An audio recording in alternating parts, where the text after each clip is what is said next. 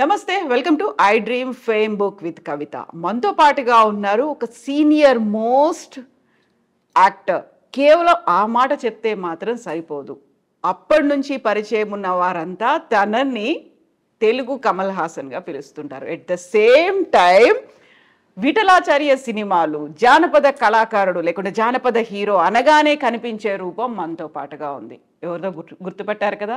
Yes, మనతో పాటుగా ఉన్నారు నరసింహరాజు గారు. సార్ నమస్కారం. నమస్తే అమ్మా. ఎలా ఉన్నారు మీరు? బాగున్నానమ్మా. సో ఇన్నేళ్ల నుంచి ఆల్మోస్ట్ మీ 50 ఏళ్ళు, అంటే నేను 50 ఏళ్ళు అన్నాను, ఇన్నేళ్ల నుంచి చూస్తూ ఉన్నప్పుడు అదే నరసింహరాజు గారు, అదే విఠలాచార్య సినిమాలో కనిపించినటువంటి ఆర్టిస్ట్, హీరో, జానపద కథానాయకుడు అలాగే ఉన్నారు ఇప్పటిదాకా. మీరు అసలు అలాగే ఎలా ఉన్నావమ్మా? ఇవన్నీ తెలగాయినాయి కదా. కొంచెం నుదురు పెరిగిందేమో, అక్కడ కొద్దిగా ఊడిపోయాయి కానీ జగన్మోహినిలో కూడా ఓన్ హెయిర్ అప్పుడంతా ముందుకుండే, అది కొంచెం ఇది వెనక్కి వెళ్ళింది అంతే. అలా ఎలా అసలు? అదే కొంచెము మంచి అలవాట్లు ఉండటం వల్ల కొంచెం ఎక్కువ కాలం లైఫ్ ఉంటుందండి. ఏం చేస్తారు? అండ్ నేను వెజిటేరియన్. దగ్గర అన్నీ దురలవాట్లు అనేవి ఏమీ లేవు.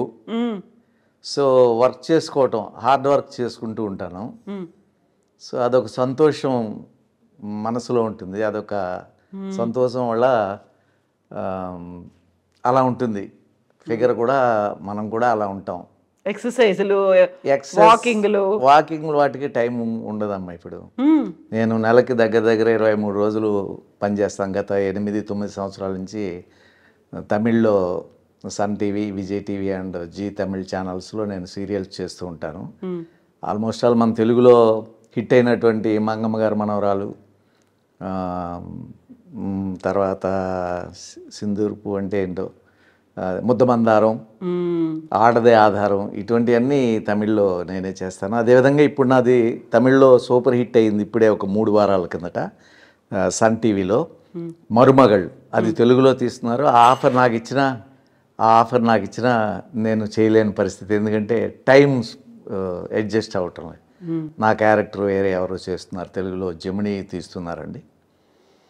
సో వర్క్ ఉండటం వల్ల ఆ హ్యాపీనెస్తో మనలో బ్రైట్నెస్ ఉంటుంది, అలాగే ఉంటుంది. అయితే వ్యూవర్స్కి నేను ఒక మాట చెప్పాలి. మనం నరసింహరాజు గారి ఫుడ్ హ్యాబిట్స్ గురించి మాట్లాడుకుంటున్నప్పుడు కాఫీ తాగుదాం అనుకుంటే కాఫీ కూడా వద్దన్నారు. At the same time water కూడా నేను తాగను అంటున్నారు.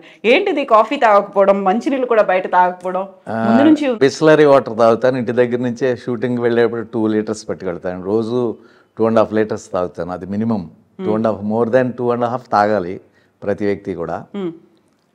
కాఫీ టీ అంటారా, నాకు మొదటి నుంచి అలవాట్లేదండి. అవునా? ఎప్పుడైనా నిద్ర వస్తుంది అంటే ఆ వేడి నీళ్ళు లేక ఏదో ఇది తీసుకోవటమే కానీ రేర్. అది కూడా షూటింగ్ టైంలో నిద్ర వస్తే తాగుతాను, లేకపోతే అది కూడా తాగను. అసలు మామూలుగా మందు తాగే అలవాటు, సిగరెట్ తాగే అలవాటు అసలు అవన్నీ లేవు, ఎప్పుడు నాకు లేవు. ఫిల్మ్ ఇండస్ట్రీలో బోల్డని పార్టీలు అంటారు, లేకుంటే వర్క్ లోడ్ ఎక్కువైపోయింది, స్ట్రెస్ ఎక్కువైపోయింది అనుకున్నప్పుడు నాకు అంత వర్క్ లోడ్ ఎక్కువైపోలేదు, నాకు అంత ఫ్రెండ్షిప్లు లేవు, పార్టీస్కి వెళ్ళే అంత ఫ్రెండ్షిప్ లేదండి నాకు. నేను ఎవరితోని అక్కడికక్కడ షూటింగ్ జరిగేటప్పుడు అక్కడ కలిసినప్పుడు స్నేహంగా ఉండటమే, తర్వాత వారితో కలవటము అవి ఆ టైము ఉండదు. నేను ఎప్పుడు వెళ్ళలేదు ఎవరి దగ్గరికి, ఏ పార్టీ. అదే నాకు మైనస్ కూడా, నా లైఫ్లో మైనస్. ఎందుకంటే పిఆర్, పబ్లిక్ రిలేషన్ లేకపోవటం అనేది ఒక డిసడ్వాంటేజ్ నాకు. సో మనవాడు అని చెప్పుకోవటానికి నాకు ఎవరు లేరు. గుర్తుకొచ్చి 10 మందితో మనం కలిసిమెలిసి ఉంటే అరే మనవాడు ఉన్నాడు కదా, ఆయనకి వేషం ఇవ్వాలి అని అంటారు. కానీ నేను గుర్తురాను, ఎందుకంటే వారితో ఎప్పుడు నేను కలవటము అటువంటిది ఏమీ తెలుగు ఇండస్ట్రీలో ఉన్నటువంటి ప్రొడ్యూసర్స్ కానీ, డైరెక్టర్స్ కానీ, టెక్నీషియన్స్ కానీ, ఇటువంటి వారితో నేను ఎప్పుడు కలవటము, ఫోన్లు చేయటం ఇటువంటిది ఏమీ లేదండి. ఎవరైనా ఎప్పుడైనా గుర్తుకొస్తే అనుకోకుండా అలా కొంతమంది ఇచ్చేవారు. ఎలా అయితే అంత పెద్దగా క్లోజ్ ఫ్రెండ్స్ అని లేరో అలాగే శత్రువులు కూడా లేరు కదా? శత్రువులు అసలు లేరు నాకు. ఎందుకంటే నేను ఎవరిని ఏమీ అన్ను. ఎదుటి వారిది తప్పు అయినా నేను తప్పులు చేయటం మానవ సహజం. అది ఏదో తెలియక అన్నారు, లేకపోతే తెలియక జరిగింది ఇది అనుకుంటాం. సో అటువైపు మీరు చెప్పినట్టుగా ఇది ఒక బలహీనత అనుకున్నప్పటికీ కూడా శత్రువులు లేకపోవడం అనేది స్ట్రాంగ్నెస్ కదా అక్కడ. తప్పకుండానండి, శత్రువులు ఉండకూడదు. ఎందుకంటే మనం ఈ లోకానికి ఊరికే చూడటానికి వచ్చాం జర్నీలాగా. 50 years నుంచి 80 years 90 years వరకే లైఫ్. అది ఎంతసేపు అయిపోతూనే ఉంటుంది. బర్త్డే వచ్చిందంటే నాకు బాధగా ఉంటుంది. ఎవరి బర్త్డే అన్న చెప్పాలి అంటే వాళ్ళకి విషెస్ చెప్పాలి పక్కనే అంటే అందరూ చెప్పి బాధగా ఉంటుంది. ఎందుకంటే 1 year లైఫ్ వాళ్ళు ముందుకు వెళ్ళిపోయారే, జీవితం ఎండ్ అయిపోతుంది కదా, దానికి ఇంత హ్యాపీగా ఉంటున్నారు. 1 year మనం ముందుకు వెళ్ళిపోయాం అనేది నాకు వస్తుంది, ఏదో బాధ కలుగుతుంది. ఇప్పుడు మీరు బర్త్డే సెలబ్రేట్ చేసుకోరు అసలు?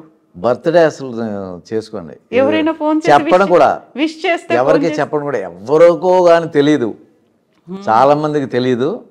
విష్ చేస్తే తప్పకుండా రిసీవ్ చేసుకుంటానండి. నేను ఆశించను కూడా పెద్ద, అదే ఫీలింగ్ చెప్తున్నాను కదా. అయితే ఇప్పుడున్న కాలంలో ఒక పబ్లిక్ రిలేషన్స్ని మెయింటైన్ చేయాలి, ఒక నెట్వర్క్ని మెయింటైన్ చేయాలి, వాళ్ళకి ప్రతిసారి టచ్లో ఉండాలి, పండగ వచ్చినా బర్త్డే వచ్చినా మ్యారేజ్ యానివర్సరీ వచ్చినా వాళ్ళకి విష్ చేయాలి, ఇలాంటివన్నీ సోషలైజింగ్ అనేటువంటి కాన్సెప్ట్ అంటున్నారు కదా. ఉండాలండి, తప్పకుండా ఉండాలి, తప్పకుండా ఉండాలి. మా ఇంట్లో నా వైఫ్ నా డాటర్ వీళ్ళందరూ కూడా మా అపార్ట్మెంట్లో ఉన్న 30 ఫ్యామిలీస్తో చాలా క్లోజ్గా ఉంటారు. వాళ్ళందరూ రోజు ఏవేవో పంపిస్తారు. చిన్న కష్టం వచ్చిందంటే అన్నిటికీ వాళ్ళు 2 నిమిషాల్లో వస్తారు. ఉండాలి. కానీ మరి నా అలవాటు ఏంటంటే ఇప్పుడు నేను వెళుతున్నాను, అది నా అపార్ట్మెంట్ వరకే కేవలం లిమిట్ అయిపోయింది. ఎందుకంటే ఒక 30 ఫ్యామిలీస్ ఉన్నారు, దాంట్లో ఒక 26 ఫ్యామిలీస్ వరకు తప్పకుండా పలకరిస్తారు. ఏ కష్టం వచ్చినా సుఖం వచ్చినా అన్నిటికీ వాళ్ళు ముందు ఉంటారు, మాకంటే ముందు. ప్రతిరోజు మార్నింగ్ లేచిన వెంటనే మా కష్ట సుఖాలన్నీ చూస్తూ ఉంటారు. సో అందుకని వారి మీద అరే మమ్మల్ని ఇంతలా కాపాడుతున్నారే అని వారితో మాత్రమే నాకు అనుబంధం. సో మిగతా దినచర్య మనకి షూటింగ్లు ఉన్నప్పుడు వాటర్ ఎలాగో మీరు తీసుకెళ్తుంటారు, దాంతోపాటుగా తీసుకునే దాని మీద కూడా వాట్ యు ఈట్ అనేదే కనిపిస్తూ ఉంది కదా. మీరు ఏం తింటారో మీరు అలాగే ఉంటారు అంటారు. సో సాత్విక ఆహారమే తింటారు, కాకపోతే తీసుకోవాల్సినటువంటి ఫుడ్ కావచ్చు, లిమిట్ అనేది ఉంటుంది, ఏది అవాయిడ్ చేయాలనేది ఉంటుంది. డాక్టర్లు కూడా చెప్తుంటారు మీరు ఏదైతే అవాయిడ్ చేస్తున్నారో అదే మీ హెల్త్కి మంచిది అనేది చెప్తుంటారు కదా. నేను ఫ్రూట్స్ ఎక్కువ తింటానండి. షూటింగ్లకు వెళ్ళటం వల్ల పెద్దగా ఎక్స్పెక్ట్ చేయను, ఫ్యామిలీ ఉండరు కాబట్టి నేను బయటే తినాలి అవి. సో అందుకని ఎక్కువగా పెరుగన్నం తింటాను, ఏదో సాంబార్ అన్నం తింటాను అంతే. ఈవినింగ్ ఏదో చపాతీ, 1-2 చపాతీ తింటాను. ఫ్రూట్స్ మీద ఎక్కువ ఆధారపడతా, బయట ఉంటాను కాబట్టి. సో నాకు షూటింగ్ నైట్ టైం నాకు నా పక్కనే నేను ఉన్నటువంటి పక్క స్ట్రీట్లో మాకు బ్రాహ్మిన్స్ మెస్ ఒకటి ఉంది, అక్కడ చాలా హోమ్ ఫుడ్లా ఉంటుంది. సో నాకు టిఫిన్ ప్రాబ్లం లేకుండా ఇంట్లో చేస్తున్న విధంగా అది నాకు ఇస్తూ ఉంటారు వాళ్ళు. నైట్ లేట్ అయినా 10 గంటలకి నాకు ఇస్తూ ఉంటారు. ఎక్కువగా ఫ్రూట్స్ మీద, డ్రై ఫ్రూట్స్ మీద ఆధారపడి ఉంటాను. అందుకని పెద్దగా ఏమీ డిఫరెన్స్ తెలియటం లేదు. 72 years, అందులో 50 years ఫిల్మ్ ఇండస్ట్రీనే, అందులో డిఫరెంట్ షెడ్యూల్స్ అనేవి ఉంటాయి. ఒక్కోసారి టైంకు తినకపోవచ్చు, డే నైట్ షెడ్యూల్స్ ఉంటాయి. అప్పుడు ఏం చేసేవాడు? నైట్ వర్క్ చేసే అంత బిజీగా ఎప్పుడు లేము. జస్ట్ మార్నింగ్ నుంచి నేను 4 o'clock లేస్తాను. లేచి లైట్గా అన్నీ చేసి 6:30 అట్లా నన్ను తీసుకెళ్ళడానికి బండి పంపిస్తారు, వెళతాం. 9 o'clock వదిలేస్తారు. 9 o'clock తర్వాత వచ్చి 10-10:30కి నిద్రపోతాం. కొంచెం ఇప్పుడు వయసు రీత్యా నిద్ర సరిగా పట్టడం లేదు, అందుకే కొంచెము ఇవన్నీ రావటం. కానీ వర్క్ ఉన్నప్పుడు మనం చేసుకోవాలి. అందులో నాకు అప్పట్లో పెద్దగా వర్క్ ఉండేది కాదు. ఇప్పుడు అనుకోకుండా ఈ 7-8 సంవత్సరాల నుంచి నాకు మంచి వర్క్, నేను చేయలేనంత వర్క్ చాలా ఆఫర్స్ నాకు వస్తూ ఉంటాయండి. అయినా అంత అవసరం లేదని దాంట్లో సెలెక్ట్ చేసుకుని నేను చేసుకుంటూ with my family very happy అండి. దేవుని నమ్ముతారా? తప్పకుండా నమ్ముతాను. పూజలు అంటే ఎప్పుడూ నేను దేవుడి దృష్టిలోనే ఉంటాను. అందుకని స్పెషల్గా పూజ నేను చేస్తాను ఎవ్రీడే. నేను గులాబీ పూలు అవి నా పక్కనే అన్నీ, అది నేనున్న మెయిన్ రోడ్లో అన్నీ ఉంటాయి. నేను ఖాళీగా ఉంటే డెఫినెట్గా పువ్వులు తెచ్చి ప్రతిరోజు పెడతాను. 2-3 రోజులు షూటింగ్ లేకపోతే దేవుడికి పెడతాను. అంటే అలంకరణ నాకు ఇష్టం. దేవుడు తీసేసుకుంటాడని మనం పెట్టామని కాదు, అలంకరణ ఇష్టం. దేవుడు అంటే ఎవరో అని చెప్పలేం. ఎందుకంటే రాముడు, కృష్ణుడు, జీసస్, బుద్ధుడు అందరూ కూడా దేవుళ్ళు అని ఒక్కొక్క మతం వాళ్ళు అలా అంటారు. వారందరూ కూడా మనుషుల కింద పుట్టి అనేక అవస్థలు పడి, రాముడు ఎన్ని కష్టాలు పడ్డాడు, కృష్ణుడు ఎన్ని కష్టాలు పడ్డాడు. అదేవిధంగా జీసస్ ఎన్ని కష్టాలు పడ్డారు చివరిని కూడా.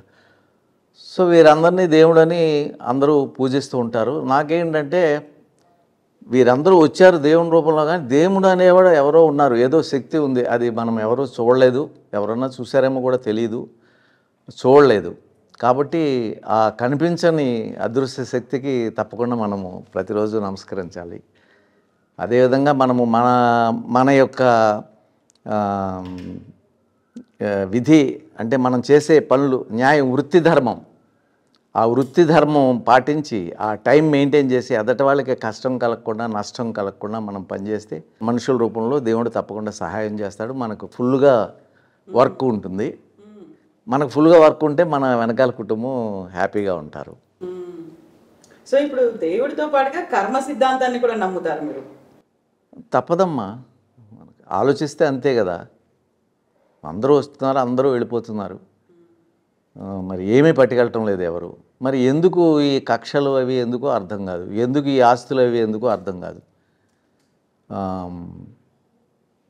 అందుకని తప్పకుండా మనం నమ్మాలి. ఏదో అదృశ్య శక్తి ఉంది, అది దేవుడు అవనివ్వండి ఏమవనివ్వండి తెలియదు.